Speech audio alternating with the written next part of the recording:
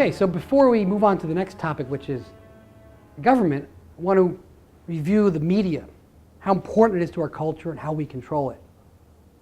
So if we go back to this slide, remember we live in a fat, dumb, and happy pyramid.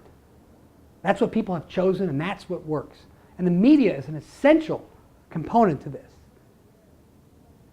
It allows us to create a mass market to essentially control and program the mass market into purchasing and a common way of thinking for voting. Jefferson said that democracy required the media. And I don't think he quite meant it in the way that it evolved. However, Jefferson himself evolved from an idealist to a realist. So let's take a look at the history of that media. Very brief history of it. Back in the early 1800s, it was newspaper. The number of people per congressperson was about 50,000. That means you could know your congressperson. You probably knew his family or some of his friends. It was about the size of a couple of small towns today, or one town today. Now it's 750,000, about the size of a county. So you really don't know your representative. You probably will never meet them. You'll see them on TV. But back then, people didn't watch TV. They didn't play games. They read the newspapers or chatted or had cigars. They had time. Their entertainment was looking at reality, was looking at the different sides of an issue. It was interesting. They loved the idea that they could read the newspaper because never in human history before had things been that free. They really appreciated it. So think about what happened towards the end of that century in New York City, for example. The advent of yellow journalism. What does yellow journalism mean? It means sensationalism. How did that happen? When did news become entertainment? It became entertainment because that's what people wanted. That's the nature of a free market. So Pulitzer had a successful newspaper in New York City, and Hearst wanted a piece of it. So he bought a newspaper to compete with Pulitzer. And Pulitzer had a comic strip called The Yellow Kid. As a matter of fact, color printing just came along in the newspaper. And as we know, the comics have the most accurate information in newspapers. Any reputable newspaper person would tell you that. So Hearst had to have his own Yellow Kid. And pretty soon they were trying to one-up each other. And at the time, there was a conflict in Cuba.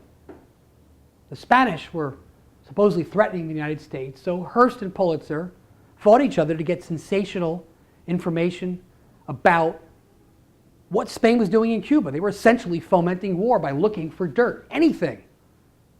Pulitzer said to his people, go to Cuba and don't come back unless you have a story for me. Did this start the Spanish-American War? Some say yes, some say no. Pulitzer created the Pulitzer Prize specifically because he was embarrassed by the level to which he had stooped. So he created the Pulitzer Prize for Integrity in Journalism as a way to make up for what he knew was wrong. And then as we enter the 1900s, when radio came in, newspaper print was gone from being the primary mechanism. It was more sound bites. What can you get from a sound bite? It's more about who's smarter in marketing than in analyzing a problem. You can't analyze a problem on the radio or on TV. It's too complicated. You start to lose people.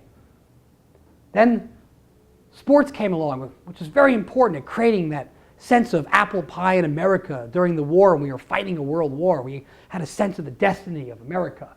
And a side benefit of that was we created an us and them mentality, which really stayed with us throughout. The press got used to taking that sports commentator attitude, us and them, simple stories, excitement.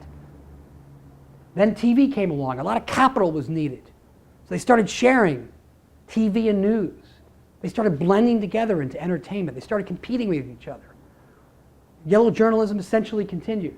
Then the war came. We needed propaganda to make sure we felt like we had a destiny that was ordained by God relative to the communists. Then, of course, mass market advertising and so on. So that's really how it evolved.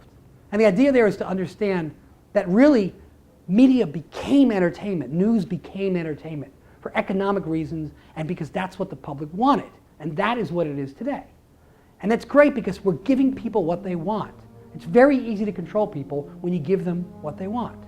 And when it comes to analyzing anything complicated, they're not really going to pay much attention. And so the idea here is that the media is a business. This is capitalism. Maybe you have an issue with pure capitalism, but the truth is that the media is a business. You give the people what they want to hear.